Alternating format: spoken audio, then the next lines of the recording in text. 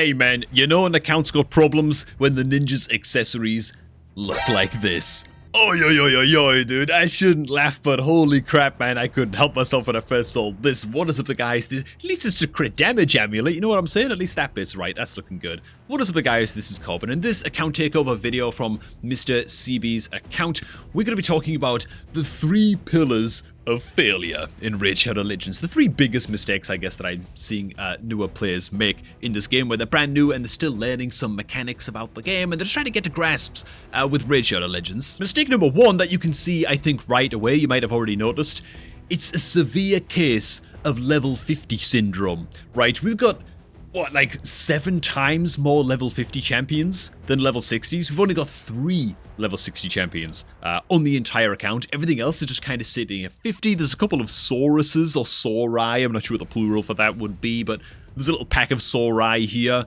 that I'm not sure what they're doing all the way up at level 50, but there they are. And so first things first, you gotta understand as a new player in Raid, man, take it from me, a level 60 champ is worth like 7 level 50s in terms of power level and how much it's going to get done for you in content. Level 50s aren't going to get you anywhere. The first thing you want to focus on when starting off a new raid account is just blasting as many good champs with good reviews that you've looked up on hellhades.com and all that stuff up to level 60 as possible, and trying to just build out your roster. Having champs all sitting at level 50 like this, they're just kind of clogging up the gears. Now, the good news is that we do have some food champions here with some levels on them, all just sitting at 5 stars that it looks like we're ready to rock and roll with, and I'd suggest probably take the Alice up to level 60 next on this account, but we'll get to what champions to take up next on this account just a little bit later. But first off, we've got to cover the second pillar of newbie mistakes in raids, and that's going to be the champion builds. As you can probably tell by the ninjas, just insanely awesome accessories. It's so good, dude. I can't stop looking at these. Before we get to that, though, and rescue this account in this emergency takeover, hey man, if you're looking to start a new Raid Shadow Legends account of your own, there is no better way to create a new Raid account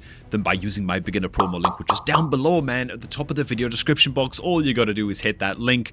Use that link to create a new raid account, and you're going to get the best start possible for a clean start in Raid Shadow Legends. 4 free champions, the starter of which is going to be Karato, Fox Hunter, free legendary champ as soon as you're done with the tutorial. And yeah, best possible way, man, to kickstart a new raid adventure in 2025. Okay. Let's get to the champion builds, man, because this is like a huge deal. This is something that really trips new players up, is just understanding the stats in the game and where to prioritize your stats in the game. And I'm not going to spend forever talking about how to build every champion type in Raid. I've got multiple videos up on the channel talking about that, right? How to build every type of champion in Raid Shadow Legends, every archetype, right? The nukers and the revivers and just the buff champions. What I will talk about in this is just a huge PSA for any new players watching. Speed is the best stat in the game in Raid Shadow Legends, and your boots are the only item in Raid that can roll speed as a primary stat on boots, right? And so generally speaking, in the early and the mid game of Raid Shadow Legends, the only type of boots you care about are 5-star and higher boots with speed as a primary stat. Those are going to be absolutely premium for building out your champs. As you can see right here, our poor Sun Wukong is running at a total of 110 speed only. He's barely moving. He's basically a statue of Sun Wukong. He doesn't actually move, right? He only actually does damage if you accidentally like walk into him or something and like stub your toe, you know what I'm saying? So yeah, he's extremely slow, and a lot of champions are like that. One champion that actually has okay speed is the ninja, man. He's not got much else going for him, but he's got the speed and he's got the accuracy. How much accuracy do you need? Well, you need accuracy on champions that do anything but deal damage to the enemy, so decreasing the turn meter, debuffing them with HP burn effects, like the ninja does right here, right? He applies the HP burn debuff. You need about 10 accuracy per dungeon stage that you are clearing. So if you're clearing stage 10 dungeons, you're going to be able to apply debuffs and negative effects to enemies with 100 accuracy. For every 10 stages after that, maybe you're clearing stage 16, 160 accuracy, so on and so forth. And so as much as we could improve this ninja build, he's actually quite low priority to everybody else, to be honest. I mean, the likes of, which times are we talking here? The poor Ugo is running insanely slow, and so to be honest, before I get into rebuilding some of these champs, and I'll blast through that for the sake of you guys, what I do want to touch on is the idea of team building in Raid Shadow Legends, of putting together a team of champions and having them run optimally. And what exactly does this mean? It means you want to build champion teams that are attacking in the correct order and in the optimal order. Generally speaking, you want champions that are like speed boosters and stuff like that, and buff champions on your account, the kind of guys that are bringing like increased attack buffs or whatever, to be the fastest champions in your team so that they're getting those buffs up immediately before anybody else moves. Then you want debuffers like Ugo to come in as maybe the second fastest champion on the team. Why? Because they're placing big AoE decreased defense debuffs, right? They might be placing decreased attacks or weakened debuffs and stuff like that, right? And it's their job to sort of prime the enemy to be nuked down by your big damage dealers who can then come in at the end like Sun Wukong and actually do all of the bulk of the damage once all of the buffs and the debuffs are up, right? And so that's the kind of that's the idea of like speed tuning your team in the most basic sense possible when you're just getting started in raid. And so you want to focus your damage dealers mostly on damage, and it's fine if they're the slowest champion on the team. That said, even your nukers don't want to be glacially slow. Okay, 110 speed is just unfathomably, unspeakably gnarly. And there it is, man. With just a couple of item changes, this Wukong build is already just unfathomably better. We managed to keep the crit rate and the crit damage around the same. His accuracy is healthy as hell, right? It's going to last for a very, very long time. And once his boots are rolled up as well to rank 16, which I think that they should be, you know, they've rolled pretty good in terms of crit rate for the early game. Not bad. His speed is going to be a lot better as well. The attack we've also managed to maintain. The defense is a bit lower, but who the hell cares? It's Sun Wukong. If he dies, he revives in 3 turns anyway. So I'm going to go ahead and save this as just Monkey New for Mr. Seeb to go ahead and equip this one up. Oh my god, we've got all kinds of different builds saved in here, man. But I'm pretty sure Monkey New is the best one we're probably looking at. Next up, we've got UDK, who tragically is in a toxic set with a lot of low roll stuff. This is another thing to bear in mind as well, right? If you're a new player watching this, if you've got a defense-based champion, like see the little defense tag right here on Ultimate Death Knight, it means that he's a defense-based champ, which means that if you go into his skills and you just look at all of his, and you read his skill tooltips, you'll notice that usually the damage will be based on defense for UDK, meaning attack does nothing to improve this champion's damage. And so why the bloody hell have we got a flat attack chest piece on UDK? Tip number 17 or something in this video so far is that, generally speaking, flat stats on your gear like this, flat primary stats on your gear, your gloves and your chest, just bad. Percentage-based stats are always better. On your gloves and on your chest, you can roll percentage-based attack, or in this case, what would be better is percentage-based HP and defense. You want a UDK to be as tanky as possible. UDK also lands a decreased attack debuff, but only if you've got the accuracy to get it done. We're sitting on very, very low accuracy here at only like 70 total for UDK, and so I did go ahead and prepare him a build just a little bit earlier on that I'm going to go ahead and just equip on up so you can see the stat changes. He's going to be a hell of a lot faster. His accuracy is going to be drastically improved, so you can actually be landing his debuffs properly. We're losing some of that useless attack. Get rid of it. His HP is about the same. His defense is higher, right? So he's going to be doing his job better. He's a live lord. He's a debuffer. That's what UDK is all about. And yeah, this set, it's not even upgraded, man. Like, there's so many artifacts here that Mr. CB can go ahead and roll up and upgrade on this UDK, and he's going to be an absolute monster. He's also got just one skill book in him as well. I'd be prioritizing a lot of books into the UDK personally. Now, I don't want to go on talk about like champion rebuilds forever, but as a TLDR, I've already planned out and rebuilt and like saved builds in the build planner for the Miscreated Monster, for our main kill, Armiger, Hitatsu, Ugo, Morag, Alice, and Diabolist. Okay, so of course CB can go ahead and roll that gear up once he has more silver on the account. He's only sitting on 2 mil silver right now. But the Diabolist, I do want to go ahead and spotlight this champion as the only increased speed buffer champion on the entire account. I don't know what the hell happened to the Haikatoon. She's not in the vault. She's nowhere to be found. She's been fed to the Hydra heads or something and just devoured. She's gone. Okay, she's probably been turned into a chicken. Let's be real, man. Which I don't agree with, but it's too late now, isn't it, man? She's already in the Hydra belly. And so, yeah, also Sin of the Drakes does apply some increased speed buffs, but it's very, very sporadic. It's on a passive, right? Diabolus is the only reliable increased speed champion we have on this account. We should take this champion up to level 50, if not 60, to be honest, right after the Alice, in my opinion. Maybe even before the Alice. I don't even know, man. We don't need more level 50s on this account, man. Let's get the Alice up to level 60 first, then focus on the Diabolist for this reason. We can also use copies of Diabolist that we farm in campaign stage 12 to feed into this Diabolist in the tavern to rank up her skills. And just in case you have no idea what I'm talking about, you can go to the tavern right here, upgrade skills. We're going to go ahead and key in the Diabolist, and as you can see, you can feed in copies of Diabolist to rank up her skills this way, and so you don't have to spend any skill bucks to get this done. It's another reason that Diabolist is a fantastic champion. And that's the wrong Diabolist. That's actually the food one. Where is she? There she is. Yeah, the rebuild that I've got planned out for Diabolist, very, very simple. We just needed to be the fastest champion on the account. That's it. And so, yeah, this is what we're going to go ahead and key in for her. So that she's going to have reasonable defensive stats once these are rolled up. And remember, she's only level 40, so a lot of these stats are going to look very, very bad. But yeah, she's going to end up with about 230 speed, unless we roll into some more speed when upgrading this gear. This is going to be great for her. I will say that the Diabolist could really, really use a good pinpoint amulet, preferably with like HP or defense as the main stat, then with some accuracy substats, and then a banner that gives accuracy and speed as the substats. Would be great as well, just so we can keep her moving as fast as hell. Her accuracy is just quite low, and there's not a whole lot we can really do about it right now. My focus is just on making her fast, and so again, this build is saved so we can use Diabolist in basically all of our teams. She's honestly not a bad champ. She's got a 3-turn cooldown, increased speed buff that also attacks all enemies, and so she's pretty good to bring into Fire Knight for that reason. And she also brings 10 meter fill and 10 meter decrease on an AoE on her A3. So she's a solid little rare champion.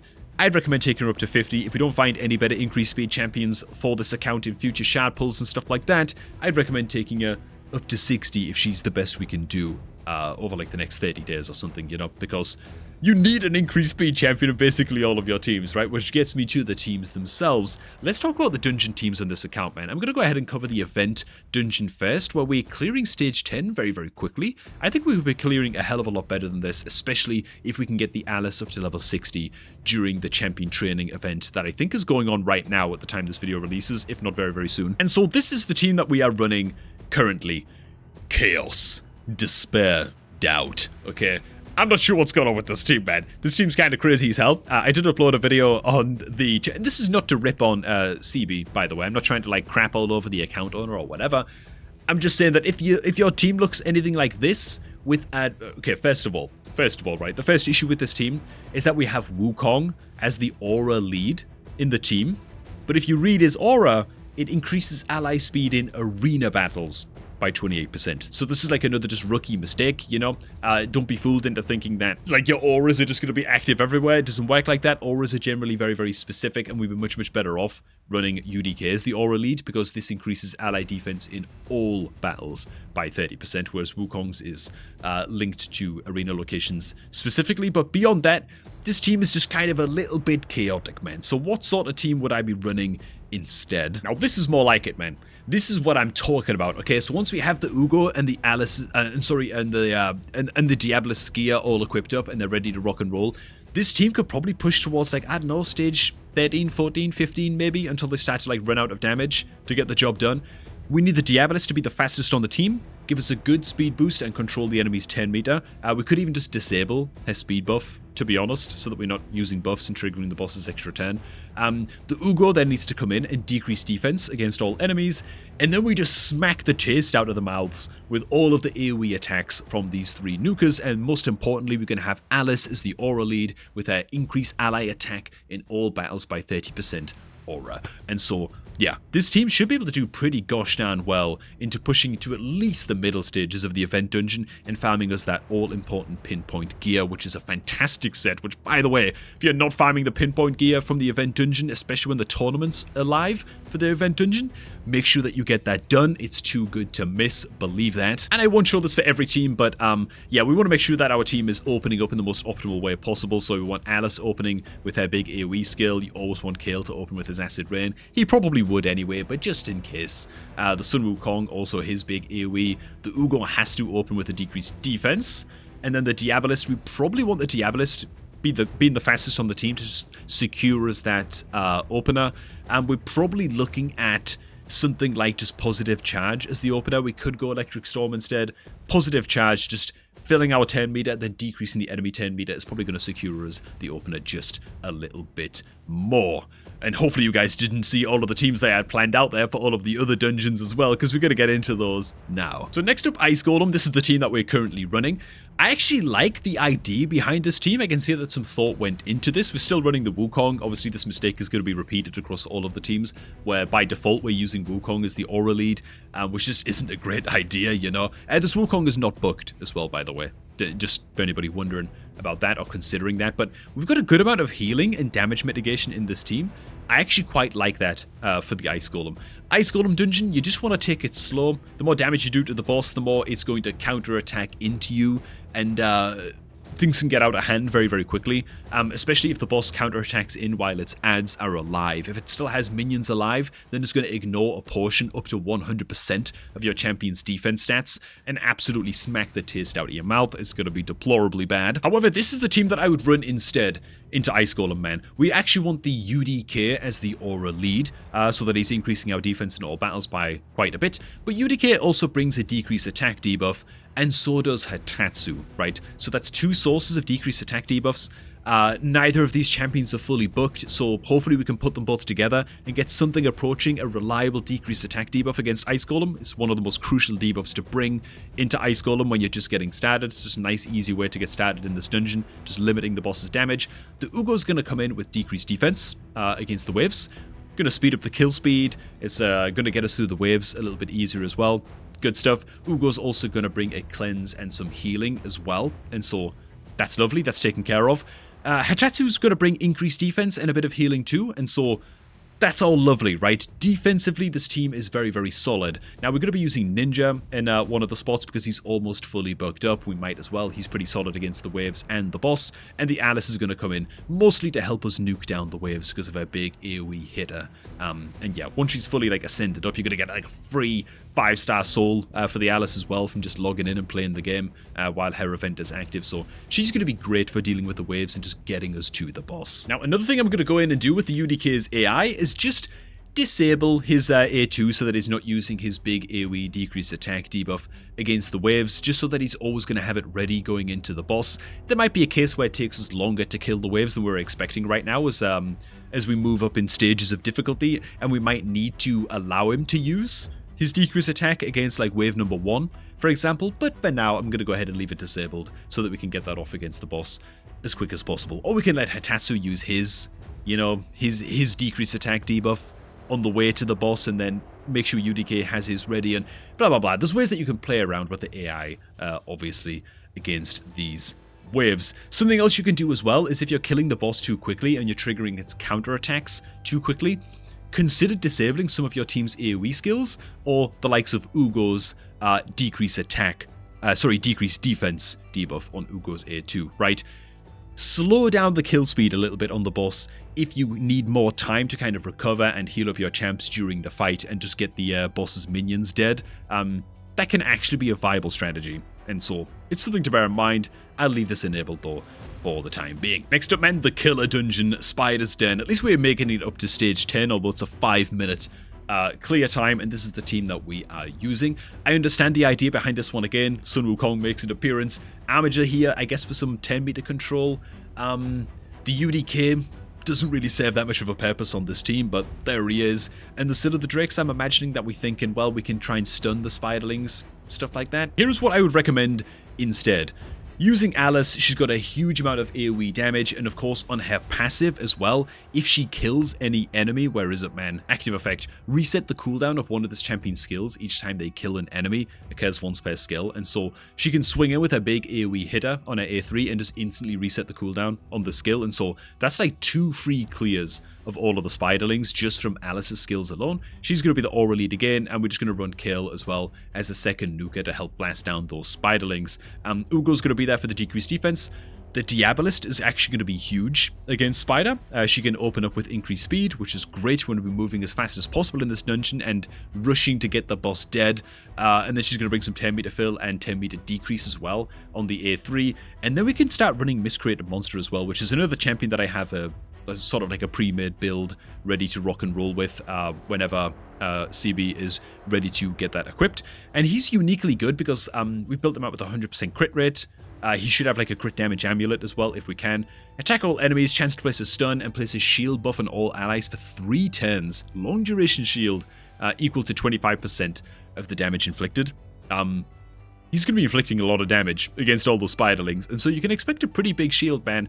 This kind of team could potentially, with all of these champions up to level 60, moving nice and quick, could potentially wiggle our way up to something like a stage 16, maybe, if they were like really min-maxed.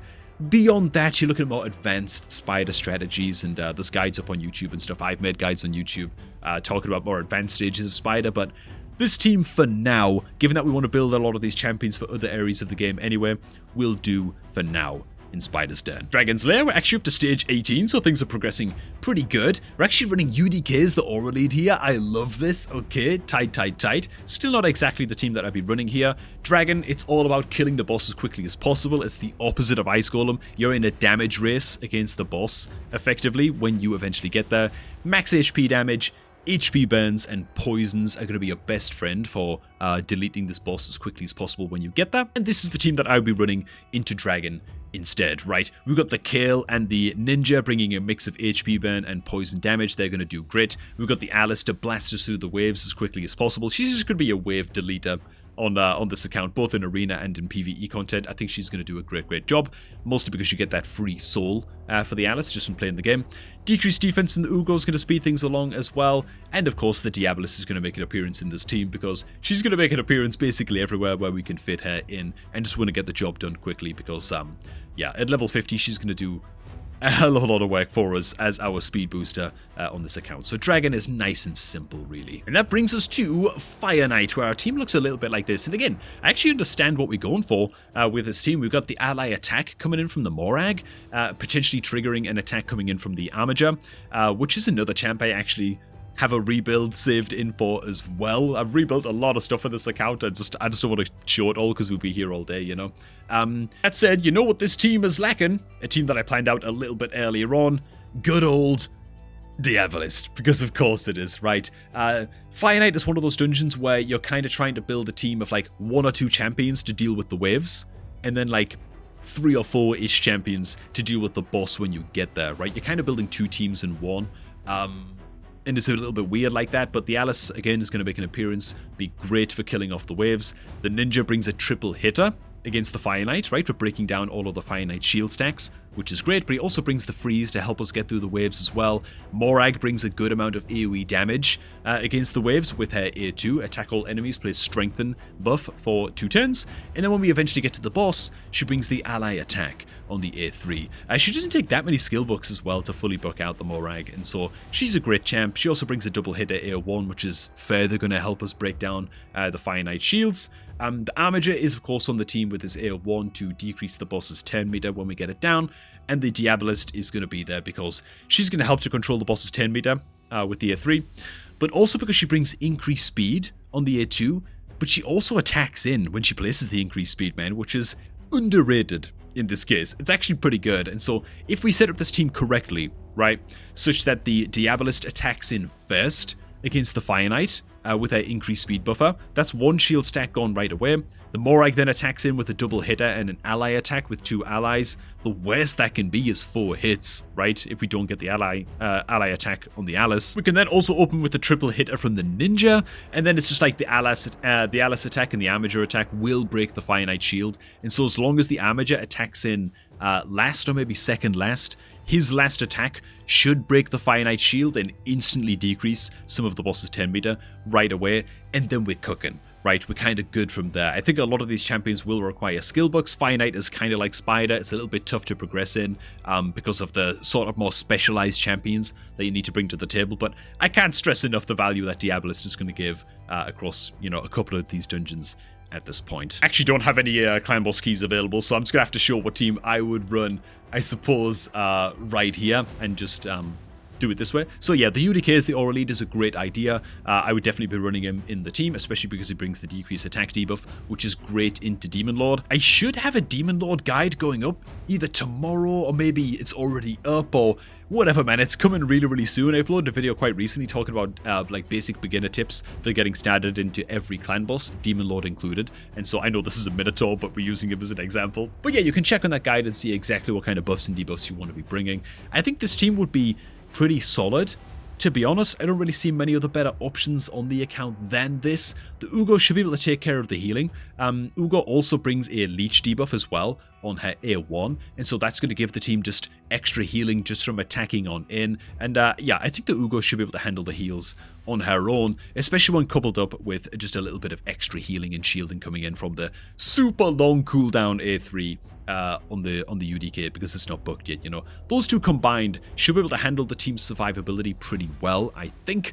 And then we're going to have the strengthen buff coming in from the Morag. That's going to reduce damage taken by a little bit more. And then we're relying on poisons and HP burns and a little bit of ally attack from the Morag as well to handle the damage. This will be the team that I would look to build out once all these champions, in particular, are up to level 60 at least. But circling it back to the beginning of the video, yeah, we just need a lot more level 60s on this account, man. We need a hell of a lot more level 60s on this account, man. You must avoid level 50 syndrome, man. It's a dangerous, dangerous affliction, and it affects way more newer players in Raid Shadow Legends than you might think. Hope that some of these new builds that I've got planned out, man, for Mr. CB are gonna help him out as I just take a little sneak peek on his shards, and I hope that some of the beginner tips that I shared in this video might help some of y'all out as well. If they didn't, let me know. If they did, let me know as well. That would be lovely. And if you feel like I missed any tips in this video, make sure to go ahead and share them down below in the comments, man, to help any new players out that are watching this video. So thanks for watching, guys. Do remember that you can sign up to Raid using my beginner promo link right now for the best fresh start possible with 4 free champions, including a free legendary in the form of Corrado Fox Hunter for the best start possible in 2025. Thanks for watching, and I'm going to catch all of y'all just a tad bit later, man.